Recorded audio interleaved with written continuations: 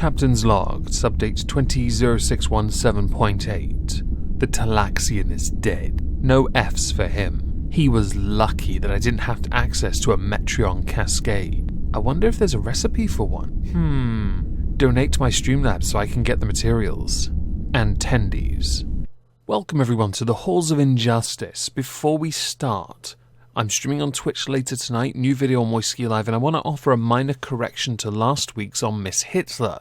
See, I went through the video with a level of sarcasm that I probably shouldn't have because I didn't have a sign ready. Contest currently running, by the way, for a Moist badge. Send your submissions any way you like, as long as it gets to me. In the video, I never explicitly detailed what the crime was.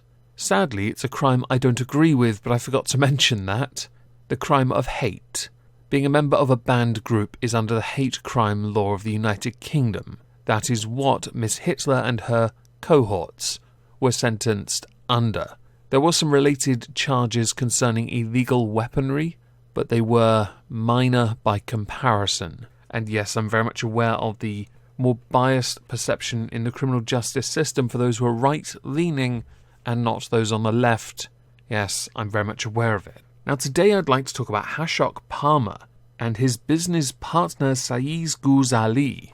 Don't care if I've mispronounced your names, you're in prison. Doesn't matter to me. To me you're just convict and then insert numbers here. They ran a business together, a law firm called Sterling Law Solicitors based in Loughborough. It was also a scam, obviously, which was used as a cover, the law firm that is, to sell 3 properties in London that they did not own as part of a £3 million scam, which obviously means, yes, they were trying to flog 3 of the cheaper properties in London.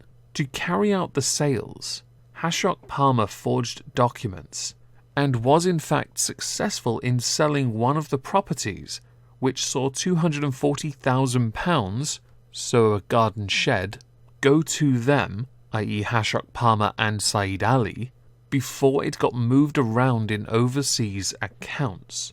For the business to work, Tai-Zue Saito was the business practice manager, and Parmar was the only solicitor on the books. The crimes they've committed are more commonly known as property takeover fraud and money laundering. Property takeover fraud occurs where criminals change the deeds or titles of a property and pretend to be the owner in order to take it over.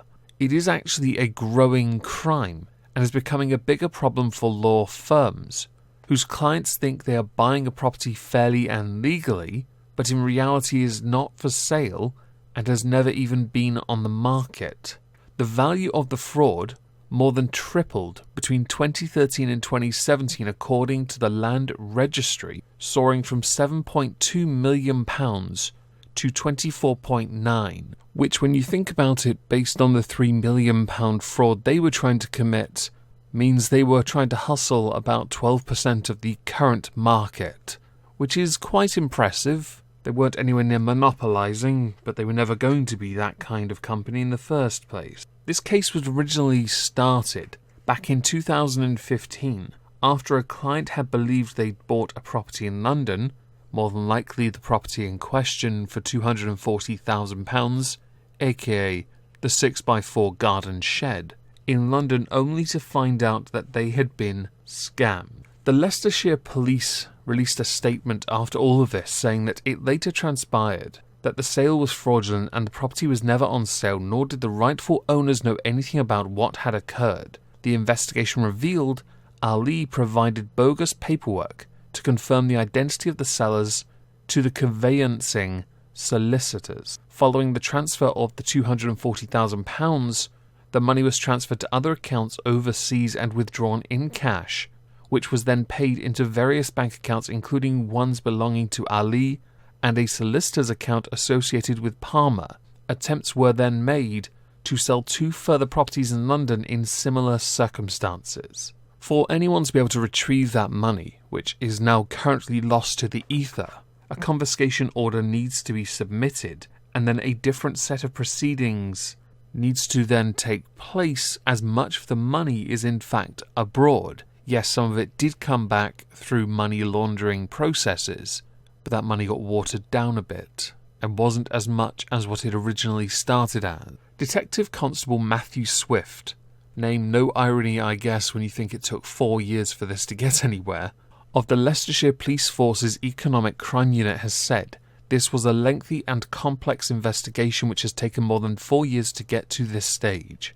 Between the end of 2014 and beginning of 2015, attempts were made to sell 3 properties.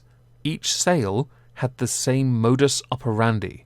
A person would pretend to be the real owner and would agree a sale to an innocent purchaser. The properties were in London, but the conveyancing would be conducted by firms of solicitors in Leicester, introduced by Ali or Parmar. Luckily, solicitors for 2 of the 3 sales became suspicious and the defendants were unsuccessful.